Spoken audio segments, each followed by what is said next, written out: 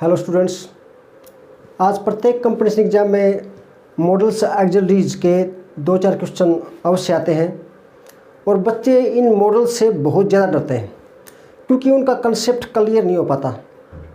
मैं आज आपको मॉडल्स के बारे में आपकी सारी धारणाएं जो है वो क्लियर करने वाला हूँ। आज की वीडियो देखने के पश्चात आप मॉडल संबंधी किसी प्रकार की कोई दिक्कत का सामना नहीं करेंगे। मैं आपको इतने सरल वे में समझाऊंगा कि आप चुटकियों में मॉडल्स को सॉल्व कर पाएंगे। मॉडल्स क्या होते हैं? मॉडल्स एक प्रकार से सहायक क्रियाएं हैं। मॉडल्स एक्सिलरीज वर्ब हैं, सहायक क्रियाएं, और प्रत्येक मॉडल्स का अपना अपना अलग अलग फीलिंग होता है। कोई मॉडल ताकत को दिखाएगा, कोई रिक्वेस्ट को शो करेगा, कोई मॉडल आपको सलाह के लिए कहे कि जो सिस्टम है उसको बताएगा, कोई आपको किसी काम को दृढ़ता से करने के लिए कहेगा। प्रत्येक मॉडल्स अपनी अलग अलग फीलिंग व्यक्त करेगा। कौन सा मॉडल्स किस फीलिंग्स को व्यक्त करता है, आइए शुरू करते हैं। सबसे पहले शुरुआत करते हैं कैन से। कैन मीन सकना, और कैन का प्रयोग मुख्य रूप से हम फिजिकल एंड मेंटल एबिलिटी के लिए करते हैं। इट मीन्स शारीरिक और मानसिक योग्यता के लिए हम कैन का प्रयोग करते हैं। शारीरिक एवं मानसिक योग्यता के लिए। आपको शरीर से कोई काम करना हो, यानी कि ताकत जिसमें लगती हो, और दिमाग से कोई काम करना हो जिसमें आपके माइंड का प्रयोग हो रहा हो, तो वहाँ दोनों के लिए जो है हम कैन का प्रयोग करेंगे। जैसे कोई व्यक्ति कहता है आई कैन रन फास्ट, मैं तेज दौड़ सकता हूं। अब तेज दौड़ने के लिए किस चीज़ की जरूरत होती है? ताकत की, शारीरिक योग्यता के लिए। और शारीरिक योग्यता यानी कि फिजिकल एबिलिटी के लिए हम किसका प्रयोग करेंगे? कैन का। तो इस वाक्य में हम कैन भरेंगे। इसी तरह से कोई कह रहा है Ram can lift 100 kg, Ram 100 kilo वजन उठा सकता है। इसके लिए किसकी आवश्यकता है? 100 किलो वजन उठाने के लिए शारीरिक ताकत की, शारीरिक योग्यता की आवश्यकता है, फिजिकल एबिलिटी की। और फिजिकल एबिलिटी के लिए हम करते हैं कैन का प्रयोग। इसी प्रकार माइंड से कोई काम होता हो, जैसे कोई व्यक्ति कह रहा है कि सीता कैन सोल्व दिस सम, सीता इस प्रश्न को हल कर सकती है। प्रश्न को हल करने के लिए किसकी आवश्यकता है? दिमाग की आवश्यकता है, यानी कि मेंटल एबिलिटी की। और मेंटल एबिलिटी के लिए भी हम किसका प्रयोग करेंगे? कैन का प्रयोग। He can speak English fluently, कोई व्यक्ति कह रहा है कि वह इंग्लिश तेज गति से बोल सकता है। इंग्लिश तेज गति से बोलने के लिए किसकी आवश्यकता है? शारीरिक योग्यता की नहीं, मानसिक योग्यता की, माइंड की जरूरत है, मेंटल एबिलिटी। और मेंटल एबिलिटी के लिए हम किसका प्रयोग करते हैं? कैन का प्रयोग। इसी तरह से my brother can speak 5 languages. अब कोई कह रहा है कि मेरा भाई 5 भाषाएं बोल सकता है।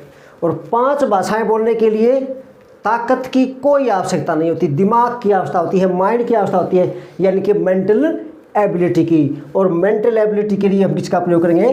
कैन का प्रयोग। और यदि फिजिकल एबिलिटी का भी प्रयोग है तो भी हम किसका प्रयोग करेंगे, कैन का प्रयोग। इस तरह से हमारा जो फर्स्ट यूज है कैन का वो है फिजिकल एंड मेंटल एबिलिटी के लिए। मेरे ख्याल में आपका ये कंसेप्ट अच्छी तरह से क्लियर होगा। यानी कि शरीर से कोई काम हो रहा हो या दिमाग से कोई काम हो रहा हो जिसमें ताकत लगती हो और दिमाग लगता हो, दोनों के लिए हम कैन का प्रयोग करेंगे। कैन का सेकंड प्रयोग पॉसिबिलिटी के लिए। जब किसी कार्य के घटने की हल्की संभावना हो वहाँ हम कैन का प्रयोग करते हैं। जैसे accident can happen any time.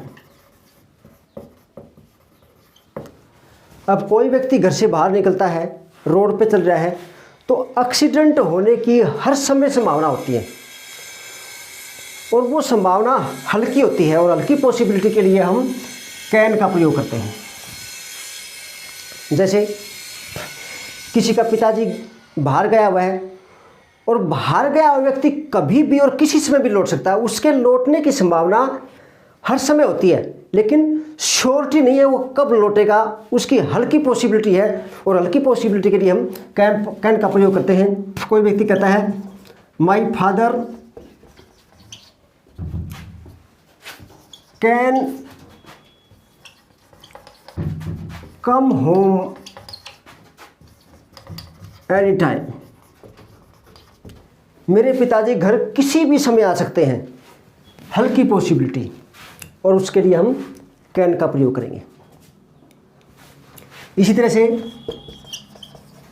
Anyone can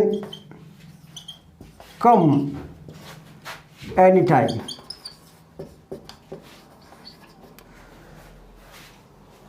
anyone कोई किसी भी समय आ सकता है, यानी कि आपके घर मेहमान के आने की कोई निश्चित तिथि या समय नहीं होता, वो कभी भी किसी भी समय आ सकता है और ऐसी पॉसिबिलिटी हर समय बनी रहती है और ये पॉसिबिलिटी बिल्कुल हल्की होती है और हल्की पॉसिबिलिटी के लिए हम कैन का प्रयोग करते हैं। और अब हमारा सेकंड मॉडल है मे का प्रयोग भी हम पॉसिबिलिटी के लिए करते हैं। अब आप कहेंगे सर कैन का प्रयोग भी उस पॉसिबिलिटी के लिए और मे का प्रयोग भी पॉसिबिलिटी के लिए, ये कैसे? घबराने की कोई बात नहीं है, कंफ्यूज होने की कोई बात नहीं है। कैन का प्रयोग हल्की पॉसिबिलिटी के लिए, जब किसी काम के करने की थोड़ी हल्की संभावना हो वहाँ कैन का प्रयोग करते हैं, लेकिन मे का प्रयोग किसी काम के होने की ज़्यादा संभावना हो, बहुत ज़्यादा संभावना हो, वहाँ मे का प्रयोग करेंगे। जैसे मैं कहूँ कि आसमान बादलों से घिरा हुआ है, आज वर्षा होने की अधिक संभावना है, क्योंकि जब आसमान में बादल घिरे हुए हों तो वर्षा होने की अधिक संभावना होगी, न कि हल्की। और जब कोई संभावना ज़्यादा हो तो उसके लिए हम मे का प्रयोग करेंगे। जैसे द स्काई इज क्लाउडी, आसमान बादलों से घिरा हुआ है, इट मे रेन टुडे, आज वर्षा होने की अधिक संभावना है। क्यों? क्योंकि आसमान बादलों से घिरा हुआ है, इस काम के घटित होने की ज़्यादा संभावना है, क्योंकि इसका एक रीजन दे रखा हो, और जब ज़्यादा संभावना हो तो उसके लिए हमें मे का प्रयोग करते हैं। जैसे रवि वर्क्स हार्ड, रवि कठिन मेहनत करता है, ही मे पास दिस ईयर, उसके इस वर्ष पास होने की अधिक संभावना है। क्यों? क्योंकि वो कठिन मेहनत कर रहा है, उसके पास होने की अधिक संभावना है। और जब किसी काम के होने की पॉसिबिलिटी ज़्यादा हो तो वहाँ हम किसका प्रयोग करते हैं? वहाँ हम मे का प्रयोग करते हैं। इसी तरह से ही रन्स फास्ट, वह तेज दौड़ता है, ही मे कैच द बस, उसके बस पकड़ने की अधिक संभावना है। क्यों? क्योंकि वो तेज दौड़ता है तो उसके बस पकड़ने की ज़्यादा संभावना बनती है, और ज़्यादा संभावना के लिए हम मे का प्रयोग करते हैं। नेक्स्ट यूज ऑफ मे के अगले प्रयोग के अनुसार हम मे का प्रयोग पर्पज के लिए करते हैं। पर्पज अर्थात उद्देश्य के लिए। जैसे उदाहरण के रूप में, वी ईट द फूड, हम भोजन खाते हैं, so that we may live, हम भोजन खाते हैं ताकि हम जीवित रह सकें। हमारा भोजन खाने का एक पर्पज है, उद्देश्य है, और वो है जीवित रहना। और उद्देश्य के लिए किसका प्रयोग करते हैं? मे का प्रयोग करते हैं। शी वर्क्स हार्ड, वह कठिन मेहनत करती है, सो that she may pass the exam, वह कठिन मेहनत करती है ताकि वह परीक्षा पास कर सके। यानी कि उसके कठिन मेहनत करने का एक पर्पज है, एक उद्देश्य है, और उद्देश्य के लिए हम करते हैं मे का प्रयोग। ऐसे वाक्यों में हमेशा मे का प्रयोग होता है। इसी तरह से she runs fast, so that she may win the race, वह तेज दौड़ती है ताकि वो दौड़ जीत सके, रेस को जीत सके। उसके तेज दौड़ने का एक पर्पज है, एक उद्देश्य है, और उद्देश्य के लिए मे का प्रयोग करते हैं। तो ये पर्पज के लिए हम मे का प्रयोग करते हैं। लेकिन इसमें इन तीनों वाक्यों में एक बात ध्यान रखने वाली है, यहाँ हम मे का प्रयोग पर्पज के लिए करते हैं, लेकिन यदि यहाँ फर्स्ट फॉर्म के स्थान पर सेकंड फॉर्म आ जाए, ईट की जगह एट हो जाए, तो यहाँ मे का माइट हो जाएगा। ये भी पर्पज के लिए ही मे का प्रयोग है, लेकिन जब यहाँ सेकंड फॉर्म है तो यहाँ माइट का प्रयोग भी पर्पज के लिए कहलाएगा, लेकिन ये मे का माइट हो जाएगा। मे का पास्ट जो होता है वो हमेशा माइट होता है, तो यहाँ मे न होकर माइट हो जाएगा। इसी तरह से इस वाक्य में वर्क्स हार्ड, यदि यहाँ पे हो जाए second form worked hard, ED लग जाए वर्कड सेकंड फॉर्म, तो यहाँ आप मे की जगह माइट कर देंगे। ये बात आपको ध्यान रखनी है। और इस तरह से थर्ड वाक्य में रन्स फर्स्ट फॉर्म है, लेकिन यदि यहाँ पर सेकंड फॉर्म हो जाए रेन, तो यहाँ पे भी आपको मे का माइट कर देना है। तो ये यहाँ पर आपका मे का माइट, एक मे माइट का प्रयोग भी बन रहा है। मे का अगला प्रयोग विश के लिए, शुभ कामना के लिए। जब हमें किसी को विश देनी हो तो उसके लिए भी हम मे का प्रयोग करते हैं। जैसे आप पढ़ रहे हैं और मैं आपसे कहूँ कि भगवान करे आप इस वर्ष पास हो जाए, तो ये मेरी तरफ से आपको दी गई एक विश है, शुभ कामना है, और विश के लिए हम मे का प्रयोग करते हैं। और ऐसे वाक्यों में सदैव मॉडल का प्रयोग वाक्य के आरंभ में होता है। जैसे may you pass this year, भगवान करे इस वर्ष आप पास हो जाएं, तो ये विश है, और विश के लिए मे का प्रयोग। भगवान करे हमारा देश खुशहाल हो, मे आवर कंट्री प्रोस्पर, तो ये भी एक विश है देश के लिए, तो विश के लिए हम मे का प्रयोग करते हैं। कई बार जब किसी व्यक्ति की मृत्यु हो जाती है तो हम कहते हैं ना भगवान उसकी आत्मा को शांति दे, तो वो भी तो एक विश ही है। तो ऐसे वाक्यों में भी हम मे का प्रयोग करते हैं। जैसे may God grant peace to the departed soul, भगवान दिवगत आत्मा को शांति दे।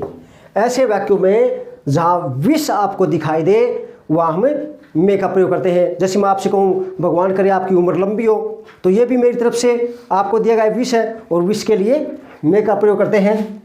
जैसे मे यू लिव लॉन्ग, तो ये मे का प्रयोग विश के लिए करते हैं।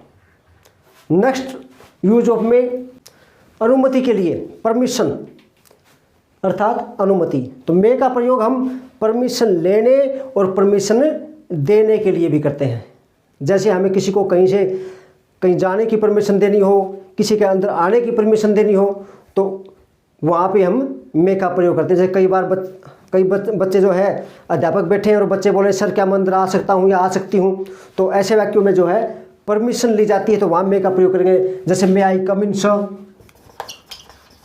मे आई कम इन सर, अक्सर ये वाक्य आप बोलते होंगे। तो ऐसे वाक्य में परमिशन के लिए मे का प्रयोग करते हैं। इसी तरह से जैसे मान लीजिए हमें किसी की वस्तु का प्रयोग करना है, किसी की दूसरे की वस्तु हमने यूज करनी है, तो उसके लिए भी हमें अगले की परमिशन लेनी पड़ती है। तो ऐसे वाक्यों में हम मे का प्रयोग करते हैं। जैसे क्या मैं आपके फ़ोन का प्रयोग कर सकता हूँ, तो आपने कहना पड़ेगा मे आई यूज योर फोन, तो ये भी एक परमिशन है और परमिशन के लिए मे का प्रयोग। इसलिए इसी प्रकार यदि हम किसी की दूसरे की सहायता करना चाहते हों, तो उसके लिए भी हमें परमिशन लेनी पड़ती है। या फिर मान लीजिए आपका कोई रिश्तेदार या गांव का कोई व्यक्ति आपके साथ बस में से बस स्टैंड पे उतरता है और वो आपको जानता नहीं है, आप उसको नहीं जानते हैं, और आप बगैर बताए उसका सामान उठा के चल देते हैं, तो क्या होगा? कहेगा चोर चोर।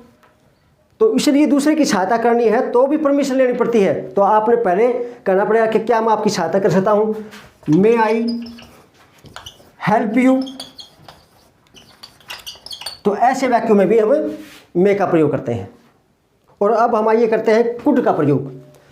कुड कैन का पास्ट रूप है, और कुड का प्रयोग भी हम कई बार कैन के पास्ट रूप में कंडीशन के लिए कुड का प्रयोग करते हैं। जैसे दो वाक्य इफ से जुड़े हुए हों, यानी कि कंडीशनल सेंटेंस हो और उसमें एक तरफ इफ के एक तरफ सेकंड फॉर्म दे रखी हो, तो ऐसे वाक्यों में हम कैन के पास्ट रूप में कुड का प्रयोग करते हैं। जैसे कोई व्यक्ति कहता है आई कुड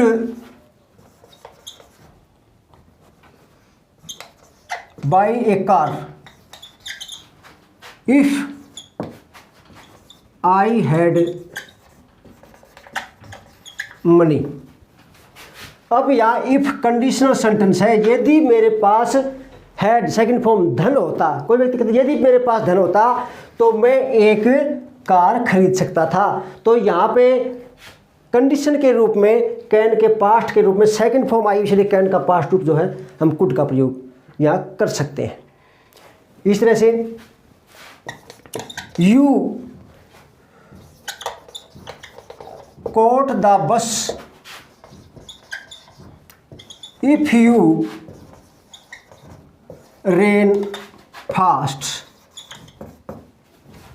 इफ वाला कंडीशनल सेंटेंस, यदि तुम तेज दौड़ते तो बस पकड़ सकते थे। तो यहाँ जो है यू कुड का प्रयोग, you could catch the bus.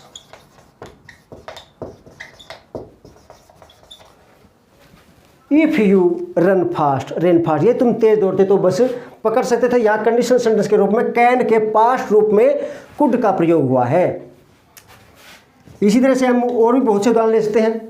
जैसे you could pass if you worked hard. यदि तुमने कठिन मेहनत की होती, इफ के बाद सेकंड फॉर्म, दे रखी हो तो और कंडीशनल सेंटेंस दे रखा है तो हम कैन के पास्ट रूप में यहाँ कुड का प्रयोग करेंगे। तो ये कुड का प्रयोग हमारा था कंडीशन के लिए। नेक्स्ट यूज ऑफ कुड, विनम्रता के लिए कुड का प्रयोग। कुड का प्रयोग ऐसे कार्य को करवाने के लिए या करने के लिए किया जाता है जिसमें हमें विनम्रता का प्रयोग ज़्यादा दिखाई दे।